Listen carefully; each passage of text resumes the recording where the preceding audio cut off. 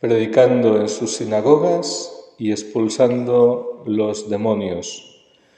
Este resumen que hace el evangelista San Marcos de la actividad de Jesucristo en la comarca de Galilea al inicio de su vida pública hace hincapié en dos acciones: predicar y expulsar demonios.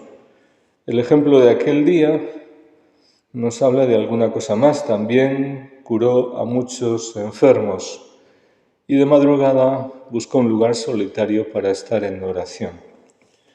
Pero su actividad está centrada en la evangelización, el anuncio del reino de Dios, la proximidad del reino de Dios y por tanto la necesidad de la conversión.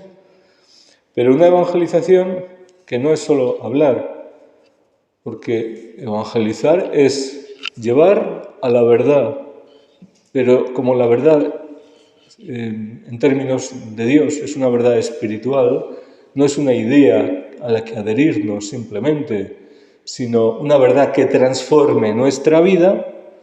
Esa evangelización necesariamente iba acompañada de señales de esa transformación. El perdón de los pecados para tener una nueva vida. Sanación de enfermedades con una nueva libertad y el conocimiento, la experiencia de la misericordia de Dios, del poder de Dios que estaba actuando.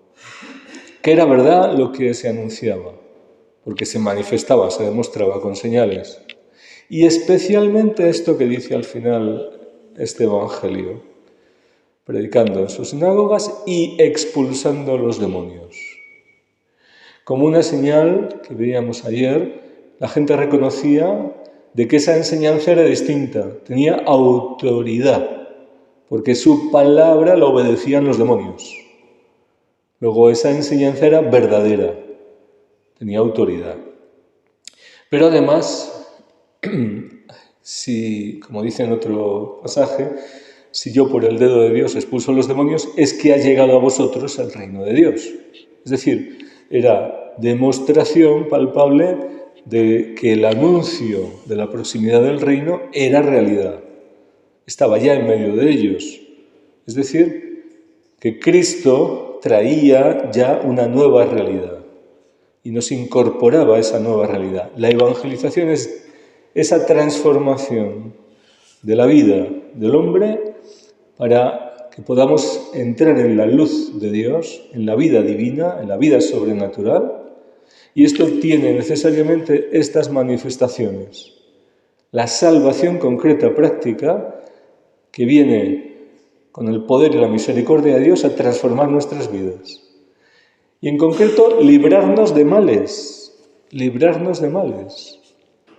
Ahí está la enfermedad, ahí está la opresión demoníaca, expulsando los demonios. Y esta liberación, como señal del poder de Dios, anunciaba esa vida nueva que es la que el Señor venía a traer. La verdad que nos hace libres, la verdad que nos libera, la verdad que nos hace accesible, alcanzable. Es la comunión con Dios y esa vida nueva por el Espíritu. Pero ¿cómo podría ser eso posible si el hombre siguiese esclavo del maligno, de sus ardides, de sus engaños, de sus opresiones? El Señor se enfrenta con los demonios y viene a liberar a los hombres de su influencia, de su poder, para rescatarnos y conducirnos a su reino de luz admirable. No hay verdadera evangelización que no toque este tema. Es decir, que no lleve a liberar a los esclavos del maligno. Esclavos por los engaños del maligno, esclavos por la opresión que viven los hombres, bajo la tiranía de Satanás. Y alguien puede decir, bueno, ¿y qué opresión es esa? ¿Y cómo se manifiesta? ¿Y cómo se vive? Pues este es el problema, que ni nos damos cuenta a veces, pero la sufrimos. Dicho de otra manera, ¿Será que estamos viviendo la plenitud del reino de Dios, la manifestación de esa vida divina? ¿Será que experimentamos la libertad que Cristo ha venido a traer? ¿Será que nos movemos en el Espíritu, en la verdad? Porque si nos falta toda esa experiencia, puede que en algún grado los demonios estén teniendo todavía autoridad sobre nuestras vidas. Y este no es el plan de Dios. Este no es el deseo de Dios. Esto no es lo que Cristo hizo. Vamos a dejar a la gente sufrir con los demonios un rato, por lo menos ya han oído el Evangelio, y como ya han oído el Evangelio, pues con eso vale.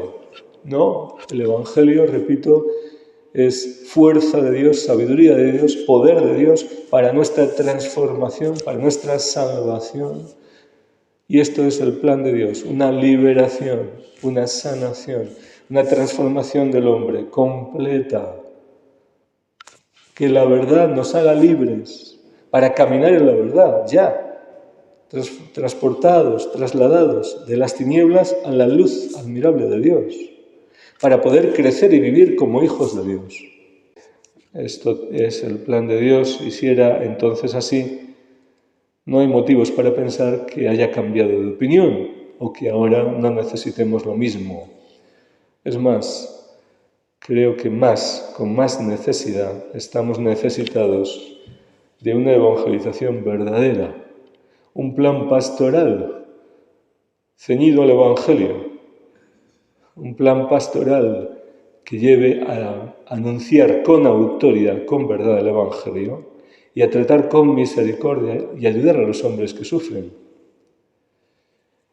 Esta es la pregunta que nos deberíamos hacer. ¿Dónde se evangeliza? ¿Quién evangeliza?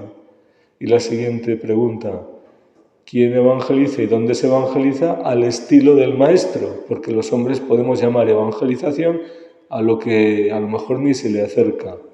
Se le parece un poco, pero no es. Pues bien, el Señor sigue queriendo que confiemos en Él y que hagamos las obras que Él preparó para que hiciésemos. La Iglesia necesita evangelizar porque si no se muere. La Iglesia está para evangelizar. Pero evangelizar al modo del Maestro, con fe viva, siendo testigos del amor de Dios y del poder de Dios. Sabemos que las puertas del infierno no prevalecerán, pero lo intentarán. Y si dejamos a los enemigos campar por sus anchas y no les hacemos frente sin miedo, y no vamos al encuentro de la oveja perdida, y no vamos a rescatar a los cautivos, pues estaremos fallando a la misión que el Señor encargó a la Iglesia hasta el final, hasta que Él regresase. Pues Señor, misericordia de tantos que sufren, misericordia de tantos que no te conocen, y misericordia de tu Iglesia, que podamos convertirnos, ser evangelizados nosotros, primero para llevar tu luz y tu verdad, y confiando en tu poder, actuar en tu nombre como tú esperas. Así sea.